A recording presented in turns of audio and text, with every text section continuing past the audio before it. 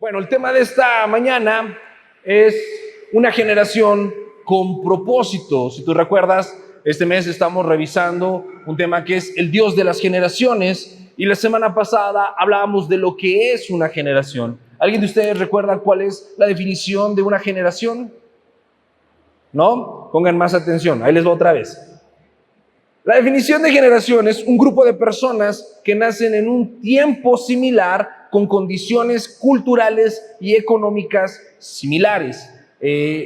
A lo largo de toda la existencia del ser humano se ha hablado de generaciones y la Biblia misma nos habla de generaciones. Si ustedes leen el Evangelio de Mateo, en el capítulo 1 nos habla de las generaciones y dice que se los voy a leer para no estarle parafraseando. Si me quieren acompañar, Mateo 1:17 dice así: de manera que todas las generaciones desde Abraham hasta David son 14, desde David hasta la deportación a Babilonia 14, y desde la deportación de Babilonia hasta Cristo son 14.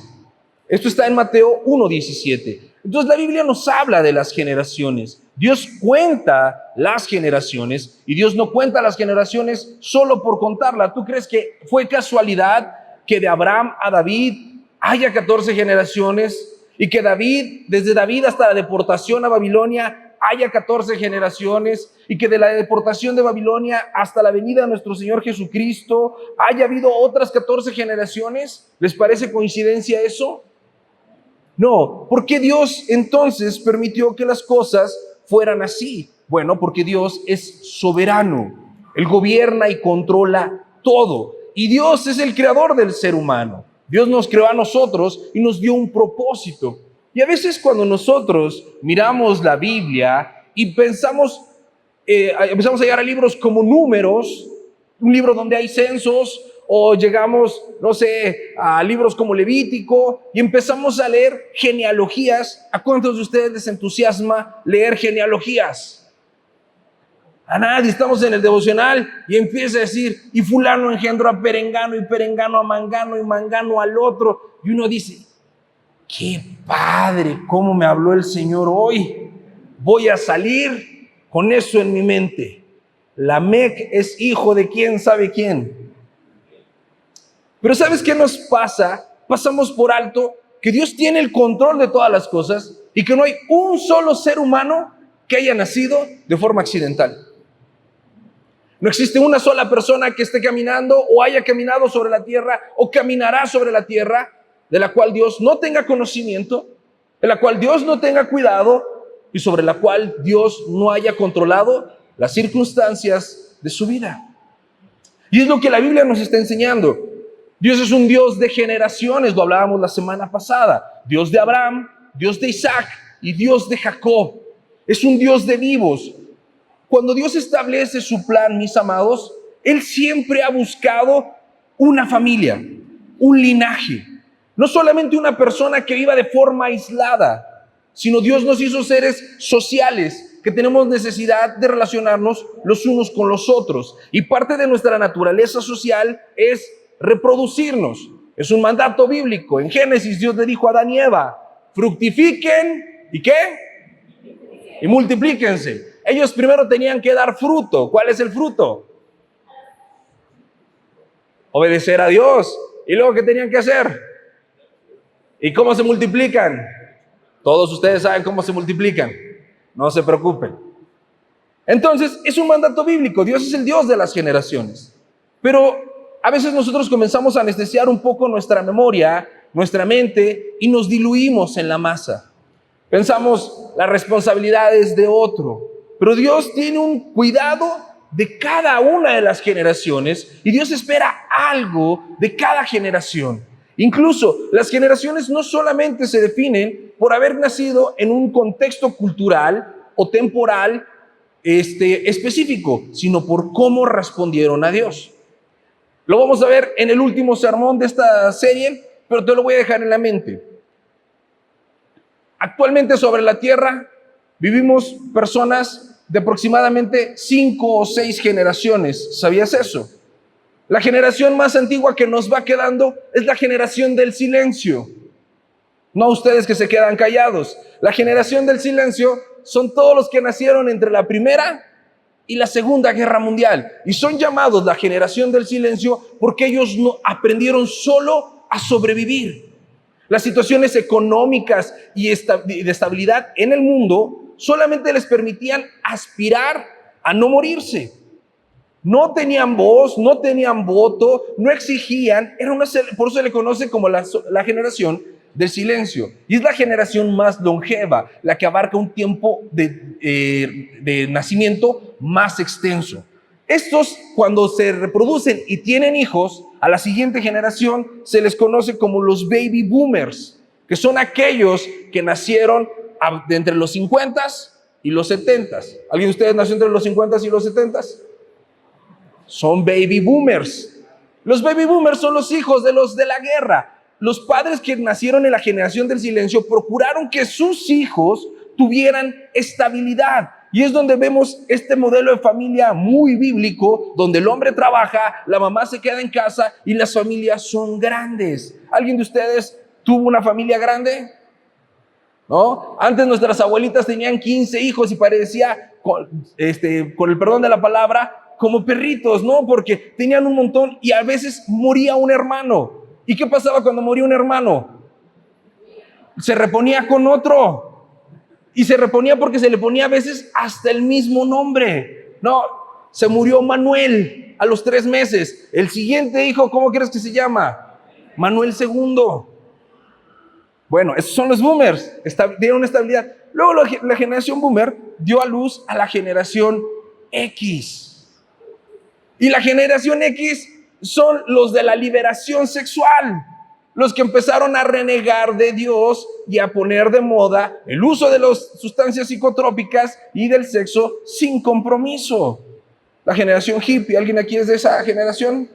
Dios los perdone y los guarde.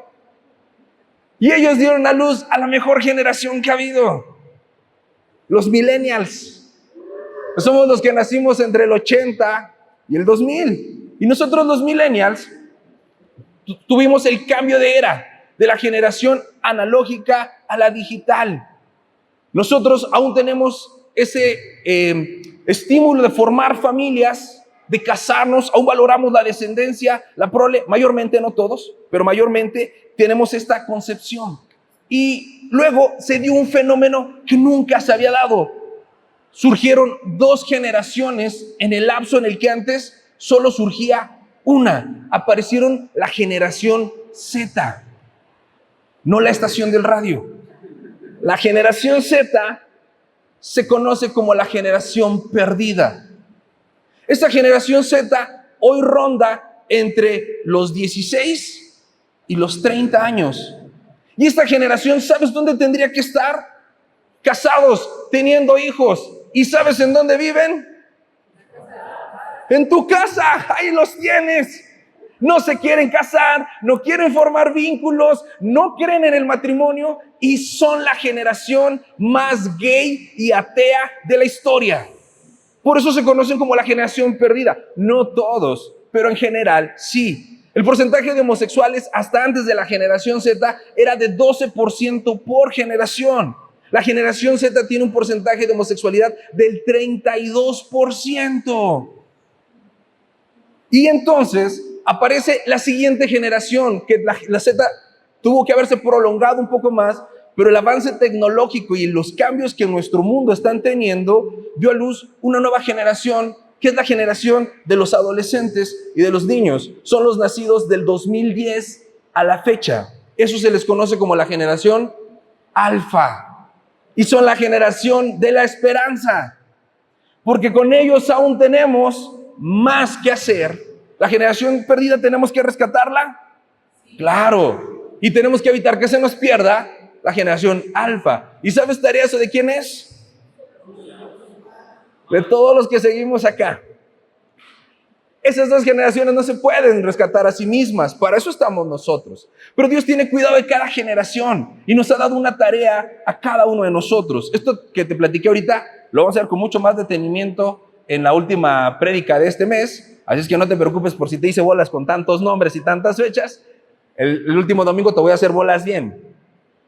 Pero quiero que entiendas esto porque tú naciste en un tiempo y en unas circunstancias porque Dios lo permitió.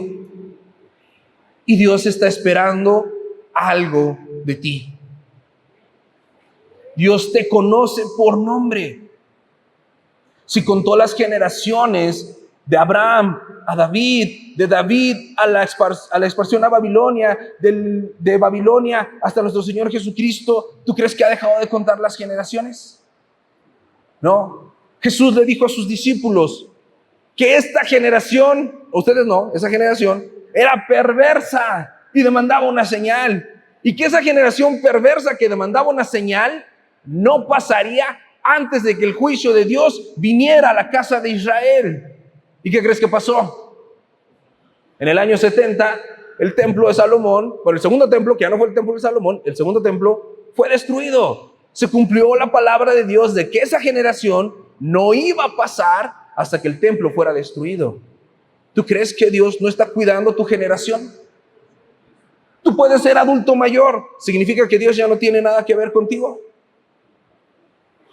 Tú puedes ser un adulto maduro, ¿Dios ya no tiene nada que ver contigo? Tú puedes ser un adulto en plenitud, ¿significa que Dios ya no tiene nada que ver contigo? Tú puedes ser un joven adulto, ¿significa que te tienes que esperar a pecar todo lo que tengas que pecar para que Dios tenga algo que ver contigo? Tú puedes ser un adolescente, ¿Dios todavía no tiene un trato contigo porque eres muy joven? No, Dios está esperando algo de cada uno de nosotros.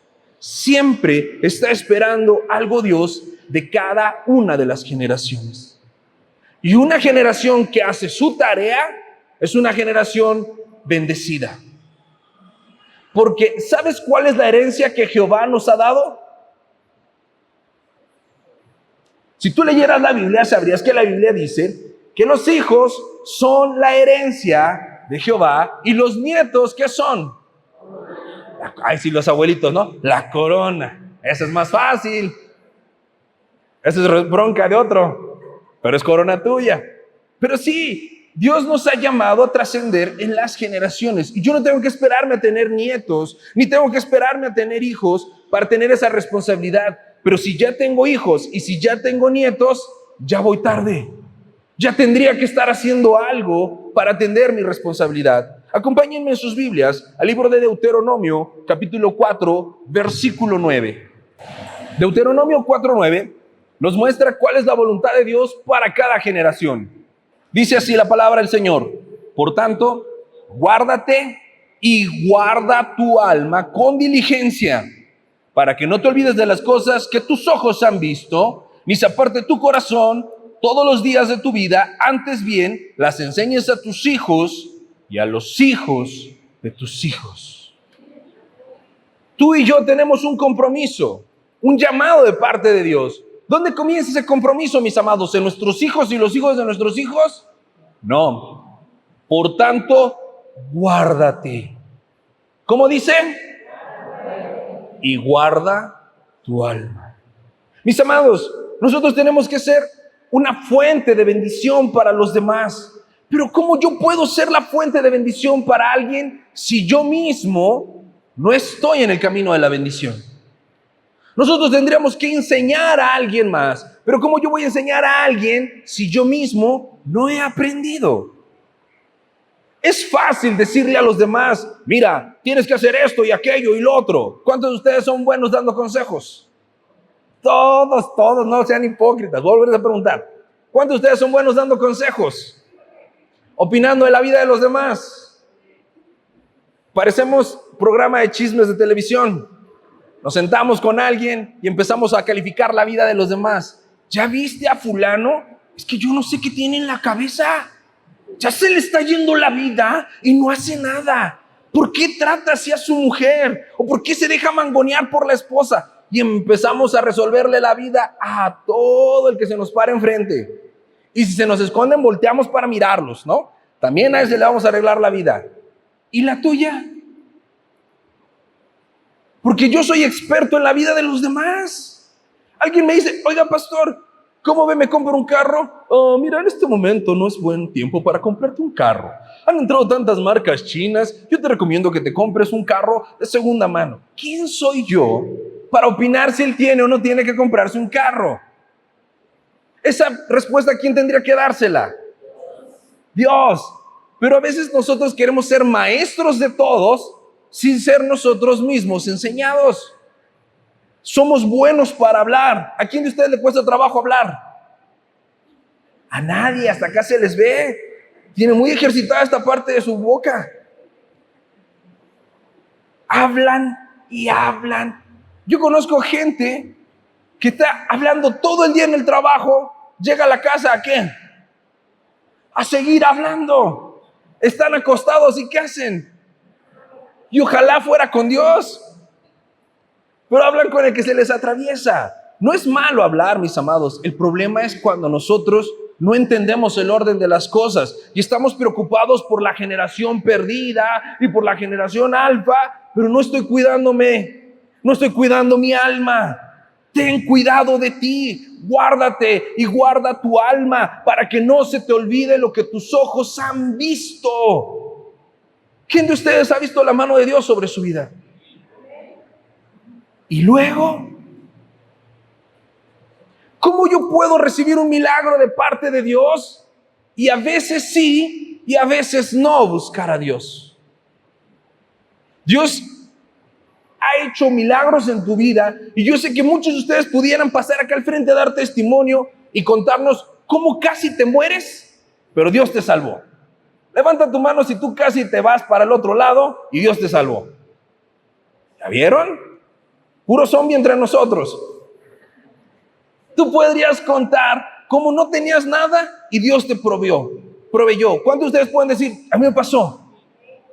Y yo sé que tú puedes decir, soy un cochino pecador y Dios me perdonó. ¿Cuántos pueden decir eso? ¿Y se te nota? Que eras cochino pecador un poco, pero que Dios ya te perdonó, ¿se te nota? Porque se nos olvida las cosas que hemos visto. Una de las cosas que a mí más me intriga, que más me duele y que más miedo me dan, es algo llamado apostasía. ¿Alguien de ustedes sabe lo que es la apostasía? Los que no saben, tengan cuidado. La apostasía es abandonar la fe que un día abrazaste, que un día creíste en Jesús, que un día viniste a la iglesia y de repente dices, ¿qué crees? Ya no, yo me regreso a donde estaba. Y la Biblia dice que para un apóstata, ¿qué? No hay perdón de pecados. ¿Qué otro sacrificio se puede ofrecer si ya negaron a Jesús? ¿Qué más podría hacer Dios por ti si ya entregó a su Hijo en la cruz? ¿Hay otro sacrificio más grande que Jesús? No. Por eso Dios le habla al pueblo de Israel, y tú y yo somos el Israel espiritual, y Dios nos dice, guárdate y guarda tu alma. Ten cuidado de quién eres tú y de lo que estás viviendo. Que no se te olvide lo que Dios ya hizo por ti para que tú vivas de acuerdo a esa realidad. Mis amados, tenemos una generación perdida. ¿Quién la perdió? No nosotros. ¿Quién la perdió? Yo. ¿Tienes un hijo confundido en tu casa? ¿Tienes un hijo que no se acepta? ¿Tienes un nieto, un sobrino, un hermano que no ha hecho nada con su vida? Hay un fenómeno triste en nuestra realidad que se llama la adolescencia prolongada. Biológicamente, una persona deja de ser adolescente a los 18 años y se convierte ¿en qué? En un adulto. ¿Y un adulto en qué tendría que estar pensando? En formar su propia vida. ¿Sabes hoy en día a qué edad nuestros polluelos están abandonando el nido? Al promedio de los 35 años. Yo a los 35 años ya me había caído y levantado quién sabe cuántas veces en el Señor. 35 años, ¿es joven? Discúlpenme, pero yo sería un niño. A los 35 años no se es joven. Pero ¿quién enseñó a esos jóvenes a vivir así? Yo los enseñé porque yo no he vivido una vida suficientemente santa para que la generación que está allá afuera perdida pueda ver a Dios obrar en mi vida. Soy yo el responsable, porque Dios espera algo. Somos una generación que debe tener un propósito. El propósito de tu generación, el propósito de mi generación, es guardarnos y guardar nuestra alma para no olvidarnos de lo que hemos visto, de los milagros que Dios ha hecho. ¿Cuántos de ustedes tienen por lo menos 5 años de haber escuchado el Evangelio? Levanten su mano bien fuerte, así que se note. Vean a todos los adultosaurios de la fe. Gracias, bajen su mano. ¿Cuántos de ustedes tienen más de 3 años y menos de 5 años conociendo al Señor? Muy bien. ¿Cuántos lo conocieron ayer? ¿Quién tiene 1 año conociendo al Señor? Ya ven, todos tenemos más de 1 año caminando con el Señor. ¿Hemos crecido en virtud de eso? Si la gente te mira y te dice, oh, tú eres un cristiano maduro. Oh, claro, 365 días de la gracia de Dios en tu vida se te notan. ¿Sabes qué tenemos la mayor parte de nosotros? Historias. Como la abuelita cuando abría el ropero con su llave y nos contaba las historias de su juventud. Yo cuando conocí al Señor, cómo oraba. Y hoy en día, yo cómo leía la Biblia. Y hoy en día, cómo le servía al Señor. Y hoy en día, porque somos unas generaciones que nos hemos equivocado porque no hemos guardado la palabra de Dios. Mira, esto no es por tiempo. No hacemos mérito solo por estar sentados. Biológicamente, para envejecer, tú no tienes que hacer nada. Con que te despiertes cada mañana, amaneces más viejo. Pero en la fe, para crecer, sí tienes que hacer algo. No es que decir, yo conocí al Señor, me voy a quedar quietecito y mira cómo me está haciendo crecer. No. Yo tengo que esforzarme. ¿Cómo? Guardándome. ¿Y sabes qué significa guardarme? Apartarme del mundo para estar cerca de Dios. ¿Y sabes qué significa guardar mi alma? Esconderla de cualquier cosa que pueda deslumbrarla para que lo único que a mí me importe sea Jesús. Mi prioridad tiene que ser Cristo. Mi motivación tiene que ser Cristo. Pero mis amados, cuando estamos perdiendo el tiempo por el trabajo, por el dinero, por los problemas, por la familia, por la fiesta. Yo me puedo ir el sábado a ver el Cruz Azul y el domingo no puedo venir a la iglesia. El sábado me puedo desvelar bailando en una fiesta. Pero en la noche de oración muchos empiezan así. Amén. Amén, hasta aplauden. ¿Qué aplauden si ni escuchaste nada? ¿Cómo yo puedo estar perdiendo el tiempo en las cosas del mundo? Más preocupado por mi aspecto físico que por mi interior espiritual. Si yo mismo no tengo cuidado de mí, ¿qué les estoy enseñando a los míos? Que Dios no es importante. Porque yo tengo que enseñarles a mis hijos y a los hijos de mis hijos quién es Dios. Yo se los tengo que enseñar en mi vida. Porque si solo pongo a mis hijos a leer la Biblia, a memorizarla y los regaño cuando no la leen, pero yo nunca la leo, ¿qué ejemplo soy? Somos una generación con un propósito, que Cristo se note en nuestra vida.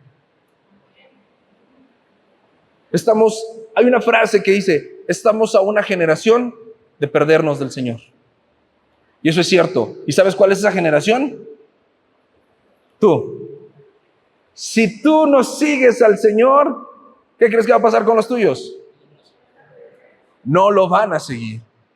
Acompáñame en tu Biblia, vamos ahora al libro de los Jueces. Muy bien, Jueces 2:10 dice así. Y toda aquella generación también fue reunida con sus padres. Esto significa que se murieron. Y se levantó después de ellos otra generación que no conocía a Jehová ni la obra que él había hecho por Israel. Esta generación que conoció a Dios se murió. Y lo que quedó tras esa generación fue otra generación que no conocía a Dios ni lo que Dios había hecho por Israel. ¿Por qué? ¿No acabamos de leer en Deuteronomio que nos guardemos nuestra alma y no olvidemos lo que nuestros ojos han visto para que enseñemos estas cosas a nuestros hijos y a los hijos de nuestros hijos? ¿No ese es el mandato bíblico? ¿Cómo entonces, después de una generación que conoció a Dios, se puede levantar otra que no lo conozca? ¿Cómo? Porque no habló, porque no se preocupó por enseñarle a sus hijos, porque a veces creemos que la salvación se hereda o se pega. Ni se hereda ni se pega. Yo que más quisiera que, ya soy cristiano, salvación por mí y toda mi familia, ya la armé, ya. Muchachos, no se preocupen, ustedes son salvos, yo voy a ser santo por todos en la casa. ¿Se puede eso? No. Tú tienes que estar buscando la salvación de los tuyos. Tú tendrías que estarle hablando a los tuyos. ¿Cuándo? Oiga, pastor, pero no dice la Biblia que algunos se van a salvar y otros se van a perder. ¿Qué tal que los míos se pierden? ¿Qué tal que me tocaron puros perdidos, Señor? ¿Crees eso realmente? El que entiende la Biblia de esa manera está tomando una porción de la Biblia y la está torciendo. Porque, ¿qué nos enseñó nuestro Señor Jesucristo? Vayan y hagan discípulos. Y prediquen este evangelio a toda criatura. Pero comenzando ¿en dónde? En Jerusalén. En tu casa, con los tuyos. Mira, si tú eres padre, ¿cuántos de aquí tienen descendencia? Levanta tu mano. ¿Cuántos de aquí tienen ascendencia? Si la descendencia son los hijos, la ascendencia son los padres, ¿sale? ¿Les hablas el evangelio a ellos? A ver, ¿qué es el evangelio? Las buenas nuevas de salvación. Que yo era un hombre pecador, perdido, sin esperanza, pero Dios envió a su Hijo al mundo a morir por mí, para que cuando yo crea en el Hijo de Dios, yo no me pierda, sino que tenga vida eterna. Porque el ladrón no viene sino para matar, robar y destruir, pero Dios ha venido a darnos vida y vida en abundancia. Tu familia mira la vida en abundancia en ti. Tu familia mira que eres una persona llena de vida eterna.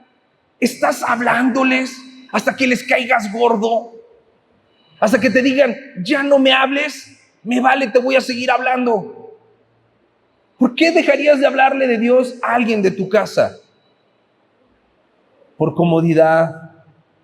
¿Dónde en la Biblia dice? Pero si ya te dijo, ya no me hables, dejadlo en paz. Yo nunca he leído ese versículo. Yo he leído, predica a tiempo y fuera de tiempo. Y más si son tus hijos, predícales y predícales y predícales. Aquí están los míos y no me van a dejar mentir, pero yo siempre les digo, mira, si te quieres ir al infierno, yo no te la voy a poner fácil. Yo te voy a estorbar todo lo que te tenga que estorbar para que no te vayas al infierno. No te puedo salvar. Yo no puedo salvar a mis hijos, pero sí les puedo predicar y predicar y predicar, porque ¿cómo es que Dios salva a la gente? Por medio de la predicación de la palabra. Nadie se puede salvar a menos de que se le predique la palabra. Esas conversiones de que alguien un día soñó y se despertó y tenía a Jesús ahí enfrente y fue como una luz que le atravesó todo y lo hizo salvo y le dijo, ahora mi hijo, ¿tú eres salvo? Esas son mentiras. Y son mentiras porque no sucede ni una sola vez en la Biblia. Todas las personas que se convierten por la predicación de la palabra. Oiga, pastor, pero es que ya les dije mucho. No les has dicho mucho. Si ya les hubieras dicho mucho, o ya se hubieran salvado, o ya se hubieran muerto. Si siguen con vida y no se han convertido, necesitas seguirles predicando. Porque si no, se va a levantar una generación que no conoce a Dios. Una generación que se pierde. A mí me duele y me preocupa cuando miro a la gente. Qué cómoda está sin Dios. ¿Y sabes quiénes les hacemos la vida cómoda a las personas? Nosotros. Porque cuando yo entro a un lugar, la gente no tiene que sentirse cómoda con mi presencia. Ustedes sí, siéntanse cómodos, somos hermanos, andamos en la luz, ¿no? Nosotros nos edificamos mutuamente. Pero si llego a un lugar donde la gente está en tinieblas y se sienten cómodos conmigo, ¿por qué se sienten cómodos conmigo? Porque soy tinieblas como ellos. Pero si se incomodan y les caigo gordo y me dejan de hablar y me ponen cara y me dejan de invitar a las fiestas, ¿por qué es?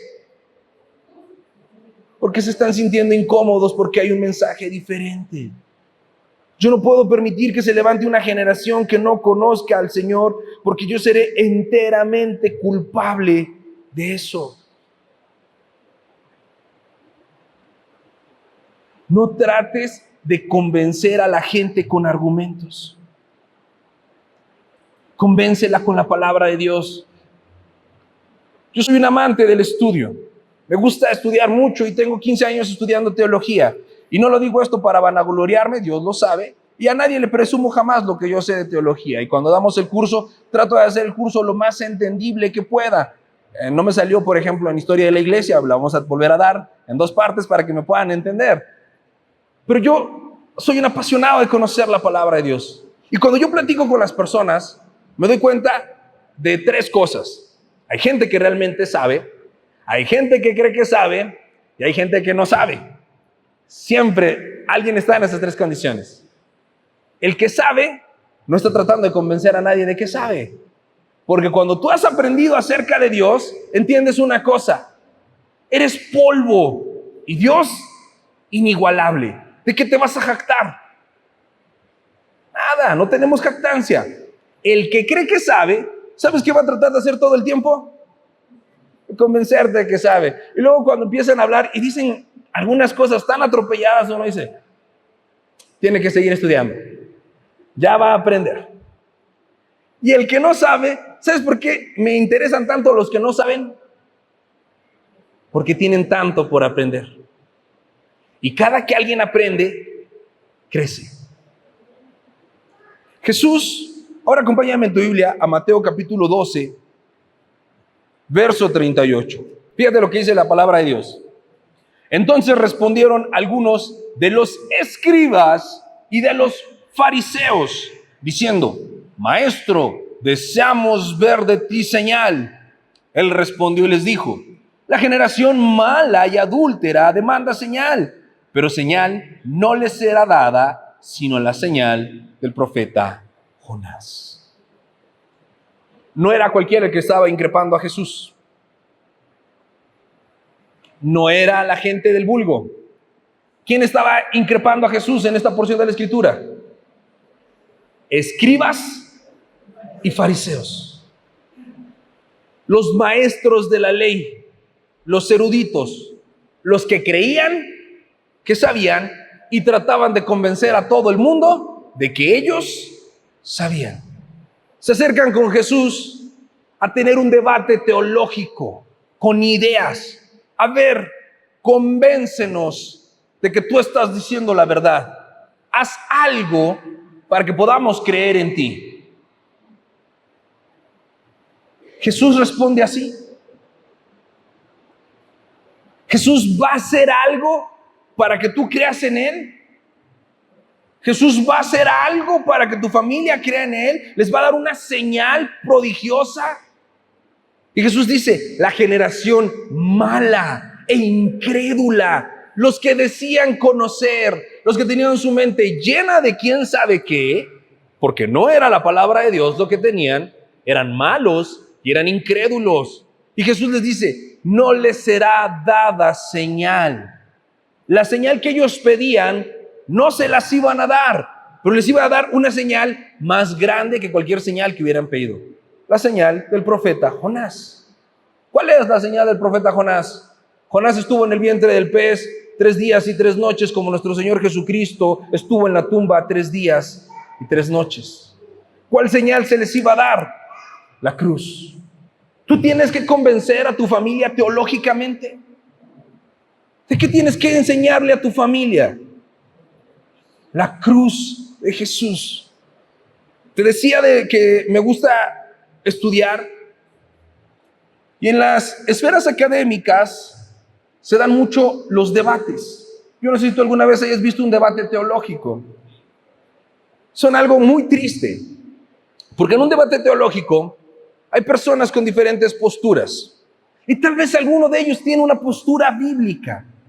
Pero cuando los escuchas pelearse para ver quién tiene la razón, lo único que se ve son dos grandes egos tratando de ser satisfechos. Cuando tú atacas la idea de alguien más, tratando de mostrarle que tu idea es mejor, ¿sabes qué va a hacer esa persona? Se va a aferrar, va a defender su postura. Mira, ¿a cuántos de ustedes les gusta el helado de vainilla? ¿A cuántos de ustedes les gusta más el de chocolate? ¿Cuál es mejor? Y los de vainilla, no, chocolate, a ver qué te pasa. Y por ahí saldrá uno, vainilla con chispas de chocolate para que nadie se pelee. Pero no se trata de confrontar ideas, que era lo que los fariseos querían que Jesús les hiciera. Jesús les dijo, no me importa lo que tú puedas pensar, tú puedes tener llena la mente de todos los pretextos que quieras para pecar. Pero cuando tú miras a Jesús en la cruz, todos tus argumentos se caen. Yo cuando conocí al Señor, tenía muchas ideas religiosas en mi mente. Muchas. De todos lados.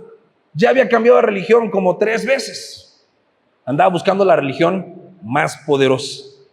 Salí como muchos del catolicismo romano para probar con el espiritismo. Y del espiritismo en la santería. Y todo había señales. En todo había movimiento de cosas y espíritus y situaciones pasando. Y decía, no hombre, soy bien poderoso. Pero cuando me presentaron el evangelio, cuando yo miré a Jesús en la cruz, nada de lo que yo creía, sentía o pensaba tuvo valor. Solo una idea había en mi mente. Soy un pecador y Él me perdonó. Yo merecía la muerte y Él me ha dado vida. Yo estaba perdido y Él me encontró. Yo era ciego, pero ahora mis ojos lo pueden ver. Esta generación debe tener un compromiso con el evangelio, un compromiso con la cruz de Jesús. Mis amados, solo gritando y regañando a nuestros hijos no los vamos a convertir. Pero si les mostramos a Cristo y a este crucificado, el que los va a salvar y el que los va a convertir es el único que puede.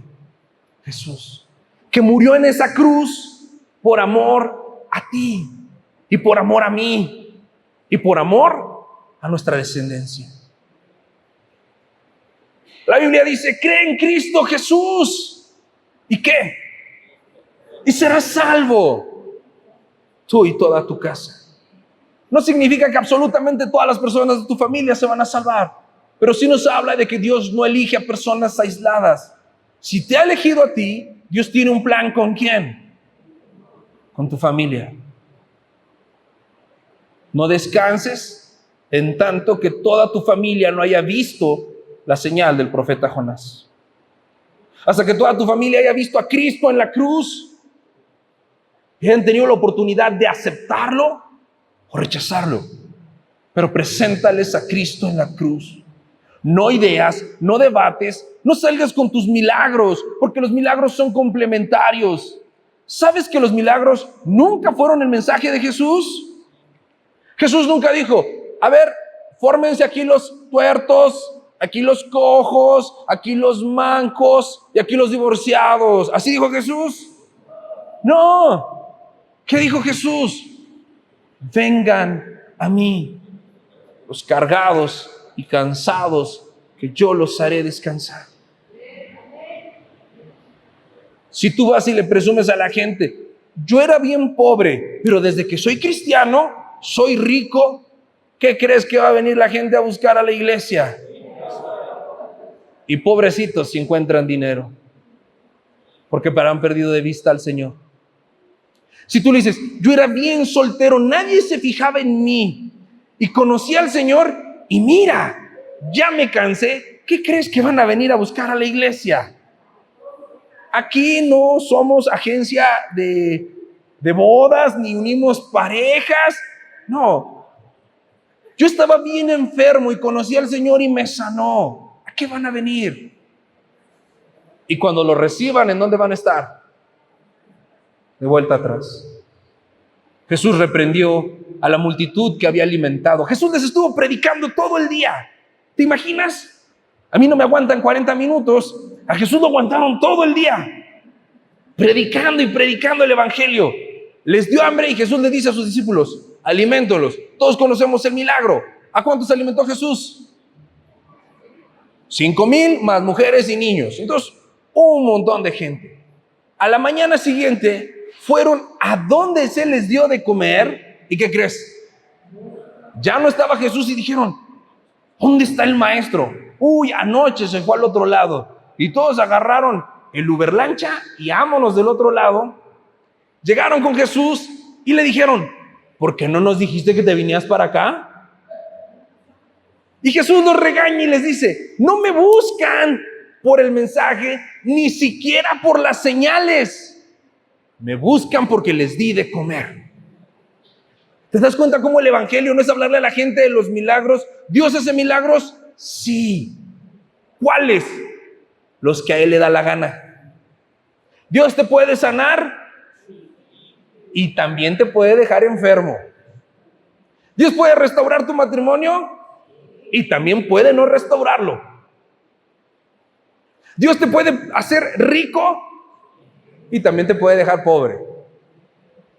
Esa es la motivación. Esas son las señales. No es lo que la gente necesita. Lo que tú y yo necesitamos es cultivar una vida de Jesús, con Jesús. Nunca perder de vista la cruz. Nunca dejar de agradecer su perdón, su misericordia, la vida eterna que nos ha dado y la mano poderosa que nos sostiene en esta vida. Enfermos o sanos, pobres o ricos, solos o acompañados, pero en sus manos. Y cuando tú estés comprometido con esa verdad, podrás transmitirle esa verdad a la siguiente generación. Y serás una generación con propósito. Mi propósito es que yo esté tan cerca de Jesús que pueda mostrarle a ese Jesús a mis hijos y a los hijos de mis hijos. Yo le pido a Dios por los esposos de mis hijas y por la esposa de mi hijo. No porque ya se hayan casado, pero porque no los veo en la iglesia. Entonces, por favor, ya tráemelo, Señor. Ahorita que pasaron los niños, se dieron cuenta, puras niñas. ¿Dónde están los papás de todas esas niñas? Levanten su mano. ¿Ya le estás pidiendo a Dios que traiga niños a la iglesia? Vamos a tener un ejército de señoritas, eternamente señoritas, ¿verdad que no? Pero tenemos que pensar en nuestras generaciones y asumir un compromiso con Jesús. Yo no sé si tuve la capacidad de transmitirte el propósito de este mensaje, pero solo espero que recuerdes una cosa. Tienes que guardarte y guardar tu alma para que no se te olvide lo que de Dios has experimentado. Y entonces, háblaselo a los demás.